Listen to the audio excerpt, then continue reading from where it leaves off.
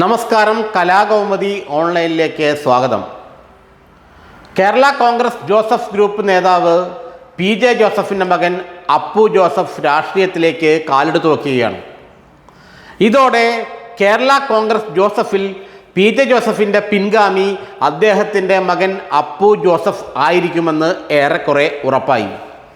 ഇപ്പോൾ കേരള കോൺഗ്രസിൻ്റെ സംസ്ഥാന കോർഡിനേറ്റർ സ്ഥാനമാണ് മൂത്തപുത്രനായ അപ്പുവിന് ജോസഫ് നൽകിയിരിക്കുന്നതെങ്കിലും ഏറെ നാൾ കഴിയും മുമ്പേ അദ്ദേഹം കേരള കോൺഗ്രസിൻ്റെ ചെയർമാൻ ആകുമെന്നുള്ള കാര്യത്തിൽ ആർക്കും തർക്കമില്ല. PJ ജോസഫ് അനാരോഗ്യം മൂലം പതിയെ പിന്നണിയിലേക്ക് പോവുകയാണ്. അടുത്ത നിയമസഭാ തെരഞ്ഞെടുപ്പിൽ PJ ജോസഫ് മത്സര രംഗത്തുണ്ടാകില്ല.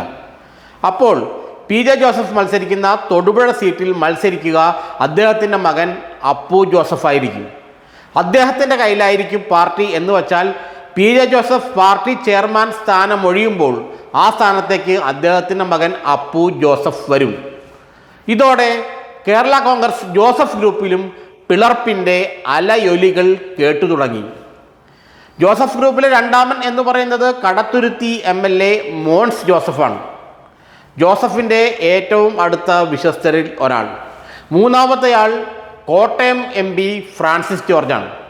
നാലാമത്തെയാൾ മുൻ കേന്ദ്രമന്ത്രി PC തോമസാണ്. അഞ്ചാം സ്ഥാനമാണ് ഇപ്പോൾ അപ്പു ജോസഫിന് ഉള്ളതെന്ന് പറയുമെങ്കിലും വരുന്ന മാസങ്ങൾക്കുള്ളിൽ അദ്ദേഹം ഒന്നാം സ്ഥാനത്ത് എത്തുമെന്ന കാര്യത്തിൽ ഉറപ്പാണ്. എന്ന് വെച്ചാൽ പാർട്ടി ചെയർമാൻ ജോസഫിൻ്റെ മകൻ തന്നെ ആയിരിക്കും.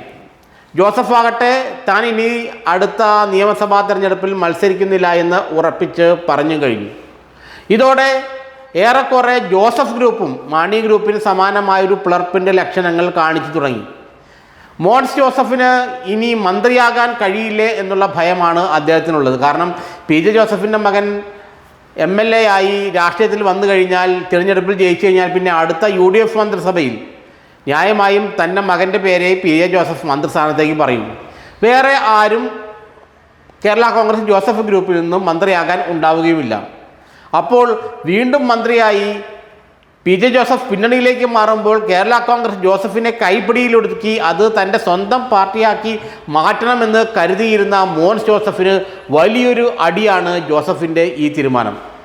അതുകൊണ്ട് തന്നെ മോൻസ് ജോസഫ് ശക്തിയായ പ്രതിഷേധം ഇപ്പോഴേ ഉയർത്തി തുടങ്ങി. ആ പ്രതിഷേധമെല്ലാം കണ്ടറിഞ്ഞുകൊണ്ട് തന്നെയാണ് PJ ജോസഫ് വളരെ സാവധാനത്തിൽ കാലെടുത്ത് വയ്ക്കുന്നത്. തൻ്റെ മകനെ ഒരു സംസ്ഥാന കോർഡിനേറ്റർ സ്ഥാനം നൽകി പ്രതിഷ്ഠിച്ചത്. ജനറൽ സെക്രട്ടറി സ്ഥാനമോ മറ്റ് സ്ഥാനമോ നൽകാൻ തയ്യാറാകാതെ സംസ്ഥാന കോർഡിനേറ്റർ ആദ്യപടിക്ക് ഇത് ഇരിക്കട്ടെ എന്ന രീതിയിൽ കൊടുത്തു. ഇനി സംസ്ഥാന കോർഡിനേറ്റർ പതിയെ ജനറൽ സെക്രട്ടറി ആവുകയും വരുന്ന നിയമസഭാ ഇലക്ഷൻ കഴിയുന്ന മുറയ്ക്ക് പാർട്ടി ചെയർമാൻ സ്ഥാനം അപ്പു ജോസഫിന് ലഭിക്കുകയും ചെയ്യും.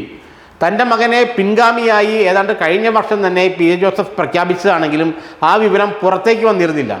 എന്നാൽ മോൻസ് ജോസഫ് ആകട്ടെ ഒരു കാരണവശാലും ഇത് അംഗീകരിക്കില്ല എന്ന നിലപാടിലാണ്. കാരണം PJ ജോസഫിൻ്റെ പിൻഗാമി കേരള കോൺഗ്രസിൽ താൻ തന്നെയാണെന്നാണ് കടത്തുരുത്തി MLA ഉറച്ച് വിശ്വസിക്കുന്നത്. അതുകൊണ്ട് തന്നെ ഒരു കാരണവശാലും ഈ പിൻഗാമി അവരോധനം അല്ലെങ്കിൽ പിൻഗാമിയെ അവരോധിക്കൽ താൻ അംഗീകരിക്കില്ല എന്നാണ് മോൻസ് ജോസഫ് പറയുന്നത്. മാണി ഗ്രൂപ്പിനെ UDFിൽ നിന്നും പുറന്തള്ളുന്നതിൽ പ്രധാന പങ്ക് വഹിച്ച ആൾ കൂടിയാണ് ഈ മോൻസ് ജോസഫ്. കാരണം ജോസ് കെ മാണി പോയി കഴിഞ്ഞാൽ പിന്നെ ഏക കേരള കോൺഗ്രസ് PJ ജോസഫിൻ്റെ ആകുമെന്നും PJ ജോസഫ് പിന്നണിയിലേക്ക് പോയി കഴിഞ്ഞാൽ പണ്ട് KM മാണി ഇരുന്ന പോലെ UDFിൽ ഒരു അധികാര കേന്ദ്രമായി വിരാജിക്കാമെന്നും മോൻസ് ജോസഫ് കണക്ക് കൂട്ടിയെങ്കിലും PJ ജോസഫ് അതിനെ വെട്ടി ആരെ ഉപയോഗിച്ച്? സ്വന്തം മകനെ ഉപയോഗിച്ചു.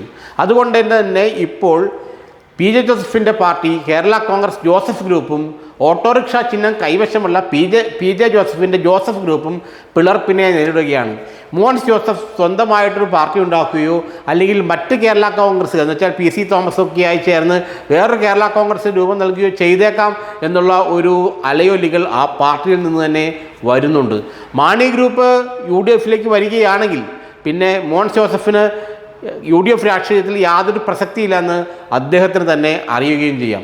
അതുകൊണ്ട് ഏതായാലും ജോസഫ് ഗ്രൂപ്പും ഏറെക്കുറെ പിളർപ്പിലേക്ക് നീങ്ങുകയാണ്. അല്ലെങ്കിൽ ആ പാർട്ടിയിലും പിളർപ്പിൻ്റെ അലയൊലികൾ തുടങ്ങിക്കഴിഞ്ഞു.